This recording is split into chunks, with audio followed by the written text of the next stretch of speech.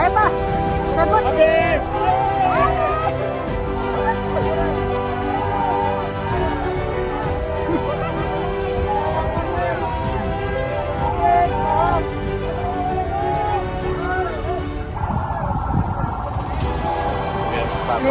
Saya jadi sama, seiring dengan Habib Rizik dan teman-teman FPI bersama-sama berjuang. Jadi gerakan kita ini bukan gerakan rasialis. Gerakan kita adalah gerakan menuntut keadilan untuk menjaga negara Pancasila ini supaya tetap utuh, tetap bersatu. Bersatu utuh itu kalau semua diperlakukan adil. Saya awalnya kita ini semua minoritas ini, orang-orang Tionghoa ini tak kenal maka tak sayang. Pandangannya ini orang yang suka melanggar aturan. Kita cuma diperlihatkan itu kan kalau FPI itu razia. Tapi teman-teman saya tanya, kita berpandangan begini kepada FPI, kepada Habib ini, emang kita pernah dirugikan? Ternyata teman-teman bilang kita nggak pernah dirugikan loh. Yang dirugikan itu adalah orang-orang yang kerjanya buka tempat maksiat, orang-orang yang kerjanya tripping, tempat-tempat hiburan yang ada menyediakan fasilitas tripping, ngobat. Jadi kita-kita yang kerja bener ini nggak ada yang merasa dirugikan. Akhirnya kita kenal, kita berdialog. Ternyata beliau orangnya yang luar biasa, santun, baik, dan bisa mengerti. Nah, jadi saya pikir ke depan, dan yang saya bangga, mungkin kalau nggak ada FPI ini, nggak ada Habib Rizik ini, Ahok menista ini nggak ada yang marah. Ini yang saya senang, beliau tampil terdepan, memelopori, tapi adem, nggak dikasih briefing. Tidak karena Ahok ini Tionghoa, tidak karena dia Kristen, tapi karena dia menista agama. Demikian juga pada saat di KPK, FPI turun demo itu bukan karena dia Tionghoa, bukan karena dia Kristen, tapi dia korupsi. Ini yang menyebabkan saya jadi sama, seiring dengan Habib Rizik dan teman-teman FPI bersama-sama berjuang. Jadi gerakan kita ini bukan gerakan rasialis. Gerakan kita adalah gerakan menuntut keadilan untuk menjaga negara Pancasila ini supaya tetap utuh, tetap bersatu. Bersatu utuh itu kalau semua diperlakukan adil. Kalau agama mayoritas yang dinista tidak bisa diadili, bencana ini. Nggak ada lagi orang yang percaya kepada hukum. Jadi saya kira pandangan negatif terhadap Habib Rizik ini harus dibuang. Dan teman-teman saya ini hari ini bikin iklan di koran Rakyat Merdeka, satu halaman itu berterima kasih wabil khusus katanya itu kepada Imam Besar FPI. Itu benar-benar teman-teman saya tergerak. News ini Tionghoa luar biasa. Kondisi bangsa saat ini bukan soal Islam, soal apa. Ini kondisi bangsa ini hancur begini, salah urus. Paham gak lu? Nggak ada itu isu-isu khilafah segala macam. Sekarang lu pikir pakai otak lu. Kalau Indonesia dari awal mau jadi negara Islam, itu Indonesia mayoritas Islam gitu loh. Justru dari awal itu semua sudah sepakat jadi satu negara kesatuan gitu loh. Jadi buat gua, kalau lu bilang lu apa sih naikin isu Habib Rizik Sihab mau jadi Indonesia negara Islam, lu udah baca belum? Lu udah dengar belum pidato dia? Jaga kesatuan. Gini loh bro, lu bisa segede gitu ya, dari kecil sampai lu segede gaban begitu, lu harusnya udah terbiasa dengerin orang sholat assalamualaikum, karena lu hidup di mayoritas negara Islam gitu loh. Buat gue malah aneh tiba-tiba lu nongol di apa sih di medsos ngebakar foto HRS, apa urusannya? HRS itu bukan pejabat gitu loh. Harusnya kalau lu mau komplain, lu komplain. Siapa yang salah urus negara ini sampai kayak begini? Goblok kok dipiara sih? Yang sesungguhnya Habib Rizik adalah seorang doktor dengan disertasi Pancasila. Tidak ada orang yang bisa menjelaskan Pancasila sebaik Habib. Tidak ada. Ada satu lagi yang Anda pasti terkejut. Habib Rizik. Oke. Habib Rizik kan dikenal begitu ganasnya. Iya. Itu bayangan orang. Tetapi kalau ketemu saya beda, Pak. Saya dirangkul. Saya disuruh main ke rumahnya. Saya pakai seperti ini, pakai blangkon, pakai kejawen. Kita Dan akrab. beliau tahu kalau Anda... Lihat, saya tahu, saya kejawen. Nah, terus tamu-tamu lain datang. Tamu lain datang, waktunya sholat. Habib Rizik mengatakan pada saya, maaf Pak Permadi, kita mau sholat berjamaah. Saya tahu Pak Permadi nggak sholat. Tunggu di kamar pribadi saya. Pak Permadi ditemani salah satu santri saya.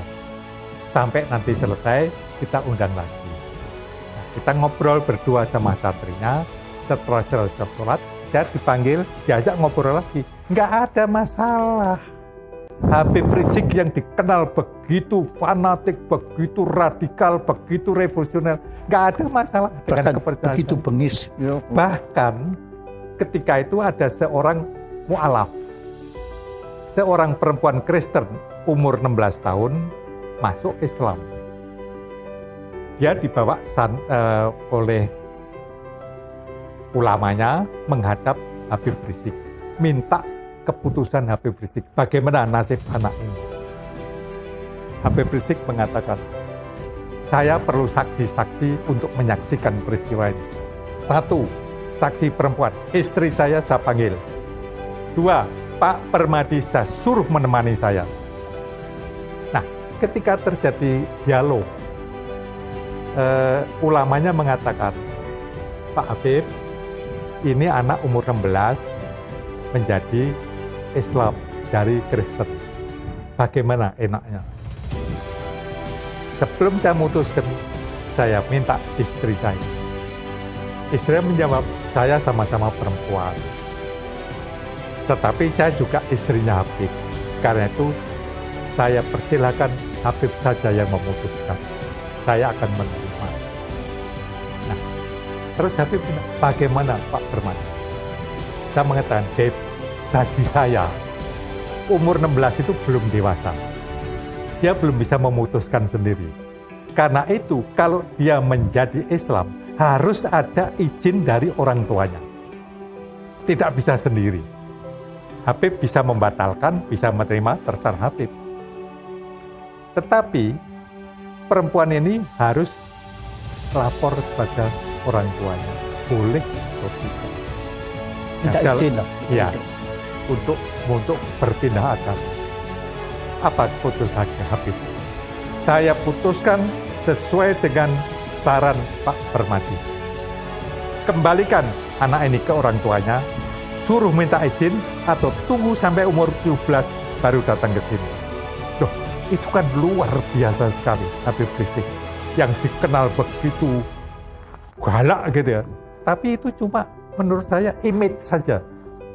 Yang sesungguhnya Habib Rizik adalah seorang doktor dengan disertasi Pancasila. Tidak ada orang yang bisa menjelaskan Pancasila sebaik Habib. Dan saya disuruh masuk ke kamar pribadinya. Buku-buku Bung Karno itu penuh di kamar Habib. Jadi Habib adalah seorang Soekarnois. Islamnya nasionalis. Oke, masih ada lagi cerita tentang kok berani ngundang Habib Rizik? Enggak, kok berani? Enggak takut? Saya bilang, saya ngaku, sebetulnya takut juga. Tapi setelah berjumpa waktu itu, kira-kira sebulan yang lalu, ternyata ketakutan kami itu tidak beralasan. karena ketakutan kami kepada Front Pembela Islam itu, apalagi ketuanya, itu didasari oleh pemberitaan-pemberitaan media massa. Dan justru kami mohon pencerahan dari Habib. Kenapa kok sampai kita ini begitu ngeri, begitu takut? Jadi saya melihat memang, saya tidak katakan semua media, tapi banyak media-media yang tidak memberitakan Front Pembela Islam apa adanya. Jadi mereka hanya memberitakan ya sesuai dengan keinginan mereka. Saya berikan contoh. Bagaimana laskar-laskar FPI pada tahun 2004 ketika terjadi tsunami di Aceh, itu ada 1.300 laskar turun ke Aceh, bekerja di sana selama 4 bulan, itu mengevakuasi tidak kurang dari 100.000 mayat. 100.000 mayat. Itu satu pun media tidak ada memberitakan. Nah, kemudian begitu juga bagaimana kerjasama FPI umpamanya dengan Kementerian Sosial di dalam program bedah kampung. Jadi ada satu program bedah kampung yang dilakukan oleh Kementerian Sosial yang FPI diajak untuk bekerja sama, dan kita buat MOU resmi. Bagaimana perumahan-perumahan rakyat miskin yang memang tidak layak huni di Jakarta maupun di luar Jakarta, bersama-sama dengan Kementerian Sosial kita turun, kita melakukan bedah kampung. Nah, ini juga kan tidak pernah masuk pemberitaan. Iya, saya nggak pernah tahu itu. Begitu juga kerjasama FPI dengan Kementerian Agama RI. Bagaimana kami turun di lokasi-lokasi yang banyak dihuni oleh warga Ahmadiyah, untuk kami melakukan pembinaan. Bukan kekerasan. Bukan kekerasan. Saya kasih contoh satu di Tenjo Waringin, perbatasan antara Garut dengan Tasik. Di sana kami melakukan pembinaan dari tahun 2009. Sampai hari ini sudah lebih dari 800 warga Ahmadiyah kembali kepada Islam. Nah, hal-hal semacam ini tidak ada yang dibuat oleh media. Jadi manakala ada suatu kejadian yang kebetulan katakanlah terjadi tindak kekerasan, nah kadang-kadang itu yang di blow up oleh media tanpa memberitakan tentang akar persoalannya. Nah, saya kasih contoh satu kejadian di tahun 2001. Itu ada kejadian di kota Jakarta ini, ada satu tempat pembinaan olahraga biliar yang dikelola oleh KONI pusat, tapi ternyata disalahgunakan oleh kelompok-kelompok masyarakat tertentu untuk ajang perjudian, penyebaran ekstasi, dan ajang prostitusi. Nah, kita sudah melakukan berbagai macam pendekatan ke KONI, ke Pemda DKI, laporkan ke polisi, sampai 2 tahun itu tidak ada tindakan, sementara masyarakat setempat sudah resah. Nah, ketika terjadi clash antara pengelola daripada kemaksiatan tadi dengan laskar FPI, akhirnya terjadi pengerusakan, dan itu sudah diadili. Laskar FPI yang melakukan pengerusakan pun sudah ditangkap, sudah diadili, sudah dipenjara. Tapi akhirnya tempat olahraga itu pun sampai saat ini tidak dijadikan tempat maksiat lagi. Jadi sampai di penjara berarti memang FPI ini tidak membenarkan kekerasan. Ya, kita tidak membenarkan kekerasan. Artinya kalau memang ada laskar kita yang bersalah, kita serahkan ke polisi. Silakan diproses, silakan diadili, silakan dipenjara. Cuman yang memprihatinkannya, Pak Jaya, peristiwa tersebut kan terjadi 2001. Sebetulnya kan sudah clear, sudah masuk pengadilan. Tapi beberapa stasiun televisi sampai hari ini diulang-ulang terus itu pengerusakan. Jadi seolah-olah yang ada di benak bangsa Indonesia ya itulah FPI setiap hari. Ya. Dari segala pemberitaan yang sepihak itu, ya timbul juga kesan bahwa FPI ini sama sekali tidak punya toleransi beragama. Ya, itu kesannya. Ya. Nah, kemudian saya agak heran karena waktu saya berkunjung ke kediaman Habib, ternyata rumahnya Habib di sebelah gereja. Dan saya dengar pendetanya sendiri yang ngomong waktu itu bahwa gereja itu dilindungi oleh Habib. Betul, Habib? Ya, jadi memang di Petamburan tempat saya tinggal ini ada beberapa gereja. Ada gereja Bethel dari kalangan Protestan, ada gereja Salvator dari kalangan Katolik, ada gereja Lemuel, ada gereja juga Immanuel, ada gereja juga HKBP. Nah, kelima gereja ini di Petamburan sampai hari ini semua bisa melakukan segala kegiatan ibadahnya dengan tenang tanpa ada gangguan sedikit pun dari masyarakat. Karena memang kelima gereja ini tidak pernah buat masalah dengan masyarakat. Artinya gereja-gereja mereka dibangun pertama dengan izin. Yang kedua, kegiatan-kegiatan mereka itu murni ibadah, bukan untuk mengganggu daripada ketenangan masyarakat. Sehingga sudah sekian puluh tahun mereka sampai hari ini tidak pernah ada gangguan apapun. Nah, karena itu hubungan saya secara pribadi maupun FPI yang memang markasnya ada di Petamburan dengan para pendeta tadi, hubungan kita cukup baik. Mereka suka datang ke kita suka dialog. Kemudian kalau mereka punya masalah juga mereka sampaikan ke kita, apa yang bisa kita bantu mereka. Bahkan kalau lagi ada datang musim banjir, nah ini kan Petamburan ini kan rawan banjir.